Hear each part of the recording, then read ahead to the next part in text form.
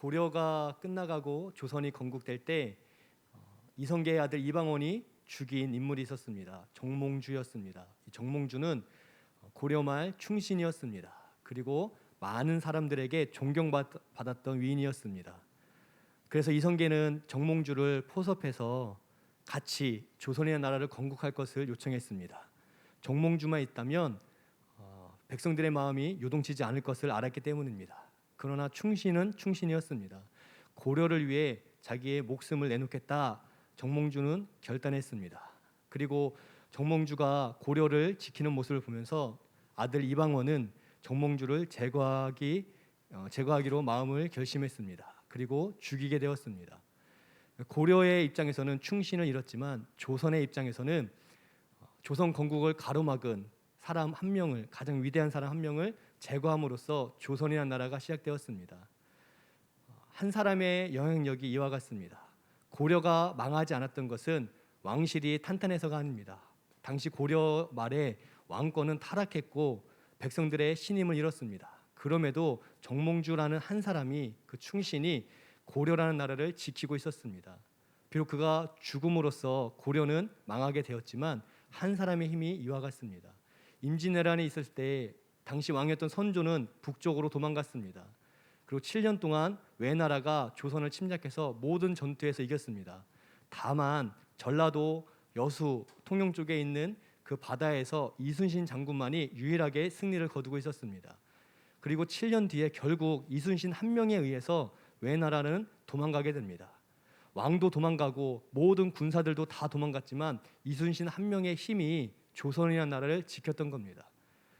우리가 한 나라를 지키는 여러 요소가 있겠지만 정말 중요한 것은 한 사람, 그 나라를 든든히 지키는 한 사람의 힘을 무시할 수 없다라는 겁니다. 오늘 성경에서는 바로 그 한 사람이 누구인지 분명히 우리에게 보여주고 있습니다. 아람이라는 나라는 큰 나라였습니다. 아람은 호시탐탐 북이스라엘을 점령하려고 했습니다. 왕권도 탄탄했습니다. 군사력도 훨씬 컸습니다. 경제력도 훨씬 더 많았습니다. 그럼에도 북이스라엘이라는 작은 나라를 아람이란 큰 나라가 이기지 못했습니다. 북이스라엘의 왕 때문이 아니고 군사 때문이 아닙니다. 엘리사 때문이었습니다. 엘리사 한 명이 북이스라엘을 아람으로부터 지키고 있었습니다. 그리고 오늘 말씀에서 아람 왕이 드디어 그것을 알게 됩니다. 아무리 애를 써도 이기지 못했던 저 북이스라엘, 우리가 이기지 못했던 그 원인은 바로 저 엘리사 한 명 때문이다. 저 엘리사 한 명을 죽이는 것, 그것이 가장 시급한 일이다. 그것을 결의하고 훈련된 군사들을 동원해서 엘리사가 있는 자리로 이제 보내기 시작합니다. 그러니까 자객을 보낸 거죠. 그리고 엘리사가 당시 있었던 곳이 어디였는가? 성경에서는 도단이라고 말하고 있습니다. 북이스라엘의 수도가 사마리아였습니다. 이 수도 사마리아에서 20km에서 30km 가까운 곳에 위치한 도시가 도단이었습니다. 그러니까 사마리아 수도에 굉장히 가까운 위치한 곳에 이 엘리사가 있었습니다. 그리고 아람은 바로 수도 근처에 있는 도단까지 아람 군사들을 보냈던 그 장면이 성경에 기록되어 있습니다. 여기서 알 수 있는 두 가지가 있는데, 첫 번째는 북이스라엘이 얼마나 형편없었는가입니다. 외국의 적들이 수도 20km까지 찾아와도 그것을 알지 못했던 나라가 북이스라엘이었습니다. 형편없는 정보력, 군사력이었습니다. 또 한 가지는 아람이라는 나라가 얼마나 전략적인가, 위대한가, 그들이 얼마나 이성적으로 또 체계적으로 북이스라엘을 염탐하며 전쟁을 준비했는가 알 수 있습니다. 도단이란 나라, 도단이란 도시가 어디 있는지를 듣자마자 바로 그것으로 군사를 파견할 정도로 북이스라엘의 지리를 잘 알고 있었습니다. 다 꿰고 있었습니다. 그리고 일사불란하게 작전을 수행할 준비가 아람은 완벽하게 갖추어져 있었습니다. 도단이란 곳이 어디인지, 그 동네가 어떤 곳에 있는지를 알아볼 필요가 없었습니다. 이미 다 알고 있었기 때문에. 그래서 아람은 바로 도단에 엘리사가 있다는 소식을 듣자마자 훈련된 군사들을 보내기 시작했습니다. 그리고 엘리사의 사환이 새벽녘에 이 일을 알게 되었습니다. 성 밖을 보니 수많은 아람의 군사들이 엘리사를 잡기 위해 모여 있는 것을 발견하게 된 겁니다. 그리고 이 사환은 엘리사에게 찾아가 두려워하며 큰일 났습니다. 많은 군사들이 우리를 잡기 위해 이곳에 모였습니다 라면서 두려운 가운데 보고하고 있습니다. 그때 엘리사의 답이 16절 17절 나오는데 두려워하지 마라입니다. 두려워하지 마라. 우리와 함께하고 있는 사람들이, 함께하고 있는 자들이 저들보다 더 많다라고 말로 위로합니다. 힘을 줍니다. 그리고 17절에 그가 기도하면서 어떤 자들이 지금 우리와 함께 있는지를 보여주기 위해 하나님 이 사환에게도 사환의 눈이 열려서 그것을 볼 수 있도록 인도하여 주옵소서라고 기도를 하고 있습니다. 그리고 사환은 눈을 열어 엘리사가 보고 있는 것들을 보게 됩니다. 이 사환이 두려워했던 이유는 육신의 눈으로만 보았기 때문입니다. 15절에 그가 육신의 눈으로 본 것은 아람이라는 나라의 수많은 군사들, 말과 병거였습니다. 한 사람을 잡기 위해 수많은 군사를 보냈다는 것만으로도 그가 두려워할 이유가 충분했습니다. 그런데 엘리사는 그 소식을 들어도 담대할 수 있었습니다. 왜 담대했냐면 육신의 눈이 아니라 영적인 눈으로 이 상황을 바라보고 있었기 때문입니다. 그리고 기도 후에 사환도 엘리사의 눈으로 지금 어떤 일이 벌어지고 있는지를 발견했기 때문에 엘리사도 또 사환도 담대함을 입었습니다. 그가 눈을 열어 바라본 현실은 눈앞에 아람 군사가 가득한 현실이 아니라 그 뒤에 하나님께서 하나님의 군사들을 보내셔서 불말과 불병거가 가득한 모습이었습니다. 이 불말과 불병거는 사실 엘리야가 승천할 때 나타났던 하나님의 천사들, 군사들이었습니다. 엘리야가 승천할 때 그와 함께 있었던 불말, 불병거가 지금 엘리사와도 함께 있음을 성경은 우리에게 보여주고 있습니다. 이 이야기는 무엇을 우리에게 증명해 주냐면 엘리야의 하나님이 곧 엘리사의 하나님이다. 엘리야의 하나님이 다르고 엘리사의 하나님이 다른 게 아니라 엘리야를 통해 일하신 하나님이 엘리사와 함께 하시고 그를 통해서도 일하시며 일시키는 것으로 끝나는 게 아니라 엘리야를 지키시고 승천케 하신 하나님이 엘리사도 불말과 불병거로 지키시고 계시다. 그것을 보여주고 있습니다. 또 이 장면은 우리에게 한 가지 더 시사해주고 있습니다. 엘리사를 지켜준 그 하나님이 바로 오늘 이 자리에 모인 우리의 하나님이란 사실입니다. 엘리야의 하나님으로 끝나는 게 아니라 그 하나님은 변함없이 엘리사를 지켜주고 계시고 바로 그 하나님이 변함없이 오늘 신실하게 믿음을 지키는 우리들을 지켜 보호해 주신다. 그것을 가르쳐주고 있습니다. 다만 그것을 믿음으로 보느냐, 아직은 믿음이 연약하여 영적인 눈이 열리지 않아서 못 보느냐의 차이만 우리에게 있을 뿐이지 하나님은 하나님의 백성을 지켜주신다는 거예요. 물론 지금 엘리사의 사환처럼 믿음이 연약해서 하나님을 못 볼 수도 있습니다. 눈에 보이는 상황, 형편 때문에 두려워하면서 한탄할 수도 있습니다. 그래서 더욱 기도가 중요하다는 거예요. 엘리사가 기도했을 때 사환의 눈이 열렸습니다. 엘리사가 사환을 위해 기도했습니다.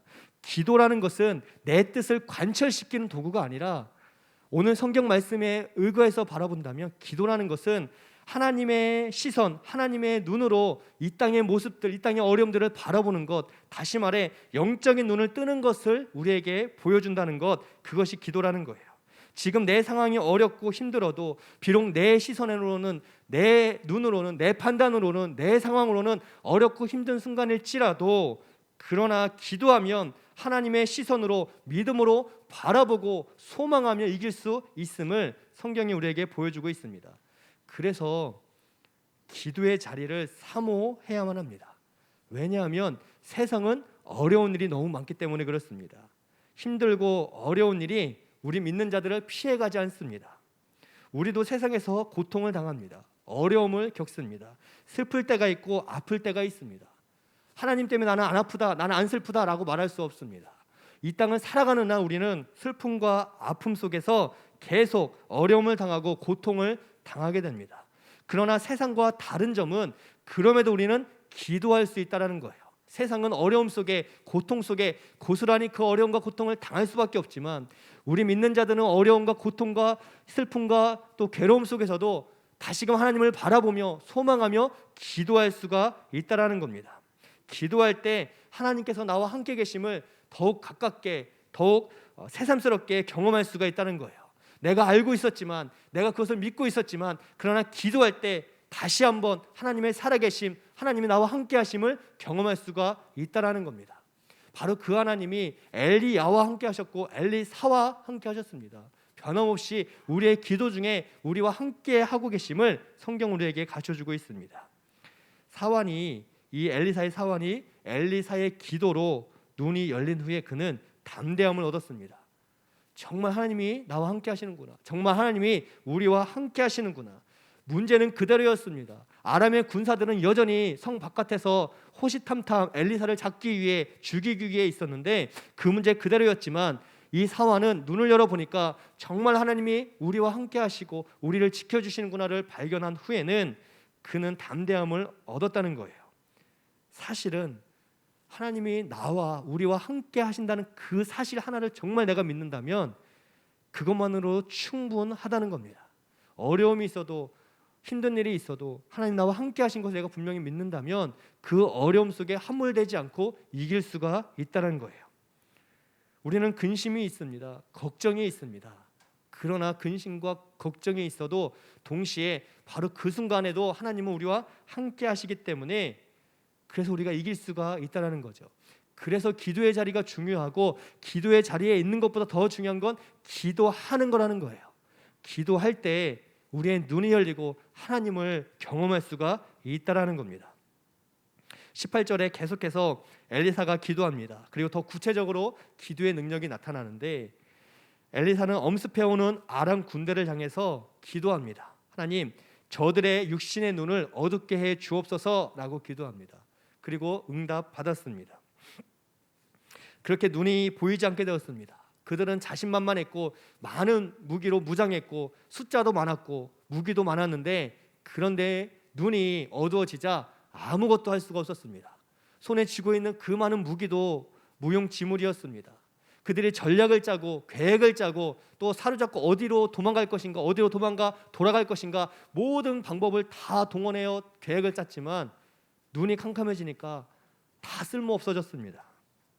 그리고 엘리사의 인도 아래 그들은 포로처럼 사마리아로 끌려가게 되었다. 성경이 가르쳐주고 있습니다. 그들은 처음에는 의기양양 도단으로 왔습니다. 저 한 명 잡자고 뭐 이렇게까지 올 필요 있나? 아마도 그런 생각이 있었을 겁니다. 옆에 있는 무기들, 또 전략들, 또 여러 가지 전술들, 또 계획들 그 모든 것들을 가지고 금방 오늘 밤 지나면 끝날 일이다. 그들은 나름대로 계획을 갖고 왔습니다. 그렇게 자신만만하여 도단해 왔지만 그러나 포로가 되어 사마리아로는 비참하게 끌려가고 있습니다. 도망갈 틈도 없었습니다. 눈이 보이지 않았기 때문입니다. 도단에서 사마리아까지 20km, 6시간에서 7시간 정도 아마 걸어갔을 텐데 그 길에는 지금 엘리사가 있었고 사환이 있었습니다. 그리고 아람의 군대들이 거기에 같이 있었습니다. 그들은 같은 길을 걸어가고 있었지만 전혀 다른 모습으로 걷고 있습니다. 엘리사와 사환은 그 길을 걸어가면서 기쁨과 안도를 느끼고 위로와 소망을 느꼈습니다.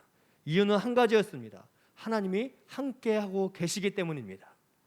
어둡고 캄캄한 밤을 보냈습니다. 또 공고하고 피곤한 밤이었습니다. 생명의 위협이 있는 밤이었습니다. 그럼에도 그들은 하나님이 함께 계신 걸 알았기 때문에 믿음으로 그들은 기쁜 마음으로 감사한 마음으로 사마리아까지 걸어갈 수가 있었습니다.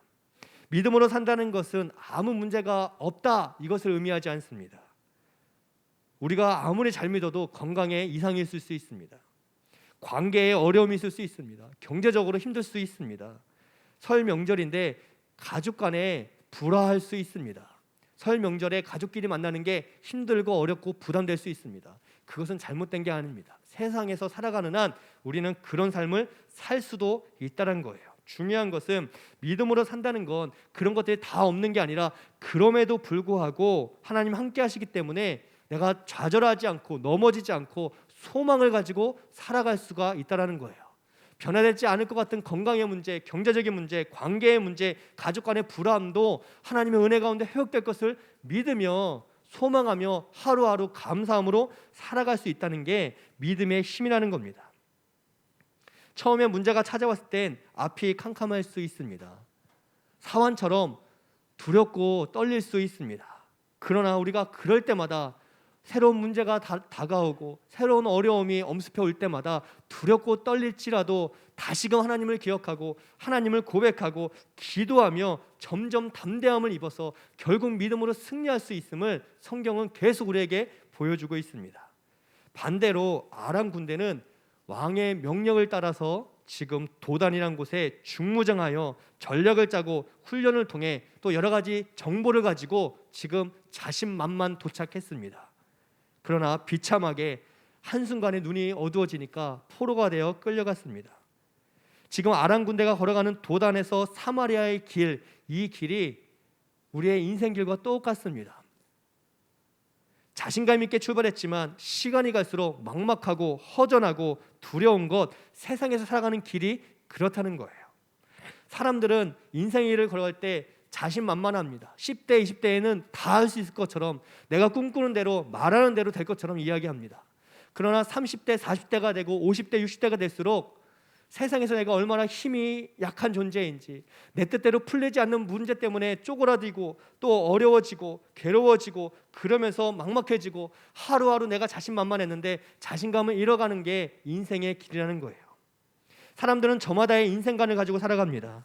아람 군대는 왕의 명령을 따라 도단에 도착했습니다. 어떤 사람들은 돈을 따라서 인생의 길을 걸어갑니다. 명예를 따라서 인생의 길을 걸어가는 사람도 있습니다. 자기의 욕심을 따라서 자기의 인생을 갖고 가는 사람도 있습니다.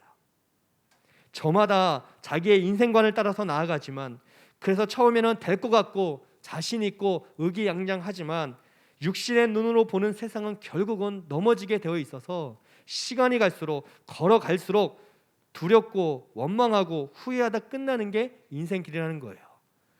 사마리아로 걸어가는 기간 내내 처음에는 이게 무슨 일인가 하고 눈이 보이지 않아 이게 무슨 일인가 의아했겠지만, 걸어갈수록 야 큰일 났다, 이 앞에 뭐가 있는지도 모르겠다, 그리고 걸어가면 걸어갈수록 이 아람 군대는 자신감을 잃고 또 그들은 절망하며 후회하며 내가 오지 말 걸 그랬어라며 나아갔을 거예요. 근데 그게 인생이라는 겁니다. 한 사람이 죽는 순간에 가장 마지막 그 순간에 많이 하는 말, 가장 많이 하는 말이 뭐냐면, 그때 내가 그러지 말 걸 그랬어 라는 후회입니다. 그때 내가 너무 돈 욕심만 부리지 않았더라면, 그때 내가 돈보다 가족이 소중한 걸 알았더라면, 그때 내가 조금만 더 베푸는 삶을 살았더라면, 그때 내가 예수님을 믿었더라면. 하나님을 알지 못하는 사람들은 죽을 때 후회하고 죽습니다. 내가 그때 그러지 말았어야 돼 라면서 죽습니다. 그렇다면 그 시절을 돌아가면 과연 그러지 않았을까요? 평생을 돈을 따라가다가 죽는 순간에 내가 그러지 말았어야 돼 하는 사람이 다시금 20년 전, 30년 뒤로 간다면 돈을 따라가지 않을까요? 그렇지 않습니다. 우리의 마음은 너무나 완악하고 연약하기 때문에 우리는 우리의 욕심을 따라서 살아갈 수밖에 없고, 후회하고 후회하다 결국은 그 인생이 끝나는 삶, 그것이 인생이라는 거예요. 믿음의 사람들도 이와 똑같은 인생의 길을 걸어갑니다. 하나님을 믿는 백성도 믿지 않는 사람들처럼 인생의 길을 똑같이 걸어갑니다. 태어나서 성장하다가 나이가 들어가고 결국 이 땅을 떠나게 됩니다. 그것 자체만으로는 똑같은 삶을 살아갈 수밖에 없습니다. 다만 믿음이 없는 사람들은 눈에 보이는 대로 욕심을 따라서 살아가지만, 하나님을 믿는 사람들은 눈에 보이는 대로 살아가는 게 아니라 믿음으로 살아가고 하나님이 주신 시선, 하나님이 주신 마음으로 이 땅을 살아간다는 차이만 있을 뿐이라는 거예요. 근데 그 차이가 굉장히 크다라는 겁니다. 세상 사람들은 자신 있게 길을 걸어가지만 그들이 그토록 원했던 돈 때문에 망하게 됩니다. 그토록 원했던 명예 때문에 그 명예에 흠집나서 망하게 됩니다. 그토록 자기 욕심을 따라서 나아갔지만, 열심히 살았지만 그 욕심 때문에 길을 헤매다 잃어버리게 됩니다. 반대로 우리는 눈에 보이는 대로 살지 않습니다. 우리는 우리가 부족한 것을 알고 있습니다. 연약한 것을 알고 있습니다. 그래서 더 겸손히 오늘도 하나님을 의지하여 예배의 자리, 기도의 자리로 나온 것 아니겠습니까? 오늘 하루도 주님께서 나와 동행해 주셔야지만 내가 살아갈 수 있음을 믿기 때문에 우리는 하루하루 하나님 주신 믿음 안에서 기쁨으로 시작하고 감사함으로 하루를 마칠 수가 있습니다. 많은 부귀영화가 아닐지라도 하나님 때문에 웃을 수 있고, 하나님 때문에 일어날 수 있고, 하나님 때문에 소망하며 기대하며 우리는 하루의 삶을 감당하며 살아갈 수가 있습니다. 눈에 보이는 것, 손에 잡히는 것보다 먼저 하나님을 찾고 구하고 기도하는 이 굳건한 믿음이 우리 가운데 있기를 소망합니다. 그 믿음이 우리에게 담대함을 주고 그 소망이 우리에게 살아갈 힘을 주기 때문에 그렇습니다. 많은 돈을 가지면 내가 살아갈 힘이 있겠다 하지만 그 돈 때문에 가족이 깨지고 마음이 상하고 돈 때문에 결국 원수가 되는 게 인생의 길입니다. 우리가 잡았다 확신하는 그것 때문에 넘어지고 무너지게 된다는 거예요. 그러나 우리가 믿음으로 변함없는 영원한 하나님 나라를 소망하며 살아가는 한 우리가 혹 많은 것을 가졌지 않았을지라도 혹 건강하지 못할지라도 내 삶이 내 뜻대로 되지 않을지라도 그러나 나는 결국 망하지 않고 하나님 안에서 참된 평안을 얻고 영원한 생명을 얻었음을 확신하며 믿음으로 기쁨과 감사의 열매를 맺으며 살아갈 수 있음을 우리의 성경이 우리에게 보여주고 있다는 거예요. 오늘 엘리사가 그것을 우리에게 보여주고 있습니다. 엘리사는 많은 것을 갖고 있지 않았지만 엘리사는 삶의 눈으로 볼 때에는 보잘것없는 그냥 한 명의 선지자였지만 그러나 그 곁에는 하나님께서 눈동자처럼 지키시는 불말과 불병거가 있었습니다. 그가 믿음으로 하나님을 확신했기 때문에 그렇습니다. 그 믿음이 있었기 때문에 그는 넘어지지 않고 승리하는 인생을 살아갈 수가 있었습니다. 이 믿음이 우리 가운데 늘 가득 있기를 축복드립니다. 한 가지 더 살펴볼 게 있습니다. 결국은 사마리아 땅에 도착을 합니다. 이제 아람의 원수들을 데리고 엘리사가 수도 사마리아 왕 앞에 도착을 합니다. 그리고 이 북이스라엘 왕은 엘리사에게 물어봅니다. 이들을 죽여도 될까요? 이들을 심판해도 될까요? 엘리사 입장에서는 심판하고 죽이는 게 당연합니다. 왜냐하면 자기를 죽이기 위해 지금 찾아온 군대였기 때문입니다. 그러나 그들은 모든 무기가 사라지고 무장이 해체되고 그들은 보잘것없이 죄인이 되어 눈앞에 있었기 때문에 바로 그 자리에서 즉결 심판을 해도 괜찮았습니다. 누가 뭐라고 할 사람이 아무도 없었습니다. 그것을 통해서 아람 전체에 이스라엘이 얼마나 무서운 나라인가를 보여줘도 괜찮았습니다.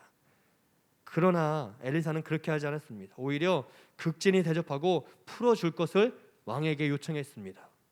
하나님께서 살아계심을 증거한 것만으로도 충분했기 때문에 그렇습니다. 그들을 죽이는 게 목적이 아니라 엘리사에겐 영적인 눈을 열어 하나님이 살아계심을 보여주는 게 목적이었기 때문입니다. 오늘 엘리사는 원수들을 심판하지 않고 오히려 지친 그들을 위로하고 환대하고 고향으로 돌려보내 주었습니다. 왜 그랬을까요? 그들이 이미 충분히 지쳤고 낙심하고 이미 심판받는 것과 똑같은 모습으로 서 있었기 때문입니다. 물론 하나님의 심판이 필요할 때가 있습니다. 열왕기하 1장에서 엘리야는 원수들을 불로 심판하는 장면들이 기록되어 있습니다. 갈멜산에서도 심판했습니다. 그럼에도 우리가 기억할 게 있는데 심판하시는 하나님께서 곧 오래 참으시고 긍휼을 베푸시는 하나님이라는 사실입니다. 엘리야는 하나님의 공의를 선포하고 또 하나님께서 선악간의 심판하심을 보여주었습니다. 그러나 엘리사는 하나님은 사람을 살리고 병든 이를 고치고 치유하시는 하나님인 것을 보여주었고 오늘 말씀을 통해서 지친 영혼을 비록 원수일지라도 그런 하나님은 지친 영혼을 싸매고 회복시켜 주시는 긍휼하심이 있는 불쌍히 여기심이 있는 하나님이신 것을 가르쳐주고 있습니다. 공의의 하나님이 은혜의 하나님이며 심판 하나님이 또한 회복의 하나님인 것을 성경은 분명히 우리에게 보여주고 있습니다. 그래서 우리는 한 가지만을 고집해서 하나님의 이름으로 함부로 말해서는 안 됩니다. 심판하는 하나님께서 은혜를 베푸시는 하나님이시고 공의의 하나님이 또한 회복시키시고 치유하시는 하나님이시기 때문에 그렇습니다. 오미크론으로 인해서 다시금 사회의 공기가 무거워졌습니다. 코로나 시대를 살아가는 우리는 무거운 마음으로 오늘을 살아가고 있습니다. 바로 이날 이런 코로나 때에 우리가 기억할 게 있는데 우리 자신에게는 공의의 하나님을 늘 고백하며 성결함으로 무장해야 된다는 거예요. 코로나 시대에 우리의 믿음이 잃어버리지 않도록 우리의 믿음이 훼손되지 않도록 공의의 하나님, 심판 하나님을 기억하며 더 절박한 마음으로 성결할 것을 또 온전한 예배자로 살아갈 것을 결단하며 우리 자신에게는 공의의 하나님을 고백하는 믿음이 분명히 있어야 된다는 겁니다. 동시에 성도가 성도를 대할 때에는 또한 나아가 믿지 않는 영혼들을 대할 때에는 엘리사처럼 하나님의 은혜와 회복을 선포하며 복음의 길을 열어줘야 된다는 거예요. 사람을 향한 하나님의 긍휼하심을 선포해주고 선언하고 치유의 하나님을 선언해야만 한다는 거예요. 왜냐하면 세상은 또 사람들은 이미 코로나로 인해 충분히 지쳐있기 때문에 그렇습니다. 누가 그들에게 위로를, 소망을 선포할 수 있는가? 바로 오늘 하나님이 나와 함께 계시다 고백하는 우리들만이 그것을 할 수가 있습니다. 우리가 세상을 원수 삼는다면, 우리가 세상을 비난하고 정죄하는 입장에 선다면 아무것도 되는 일이 없습니다. 하나님은 그것을 원치 않으십니다. 하나님이 살아계심을 분명히 믿는 믿음 안에서 우리 자신은 성결하고 깨끗하고 믿음이 훼손되지 않도록 더 절박한 마음으로 하나님을 소망하되, 그러나 성도를 바라볼 때에는 관용하고 이해하고 품어주고, 특별히 믿지 않는 영혼들에게는 하나님의 은혜와 회복을 선포하며 그들이 믿음의 눈을 열고 영적인 눈을 열어 하나님을 바라볼 수 있도록 복음의 길을 제시해 주어야만 한다는 거예요. 우리의 마음이 강팍해지지 않기를 축복드립니다. 세상을 미워하거나 저주하며 분리된 삶을 살아가는 게 아니라 엘리사처럼 사랑과 은혜를 베풀며 회복의 길이 있음을, 복음의 길이 있음을, 생명의 길이 있음을 선언하고 열어줄 수 있는 복된 삶을 살아가기를 축복드립니다. 하나님께서 오늘 우리와 함께 하십니다. 그것만으로 충분합니다. 그 믿음이 분명하다면 어려움이 있어도 힘든 일이 있어도 우리는 흔들림 없이 기도하며 소망하며 살아갈 수 있습니다. 그리고 바로 그 믿음으로 우리 주위에 있는 지친 영혼들에게 하나님의 치유의 길을, 회복의 길을, 복음의 길을 열어줄 수 있는 엘리사와 같이 복된 삶을 살아가는 우리 모두 되시기를 예수님의 이름으로 축복드립니다.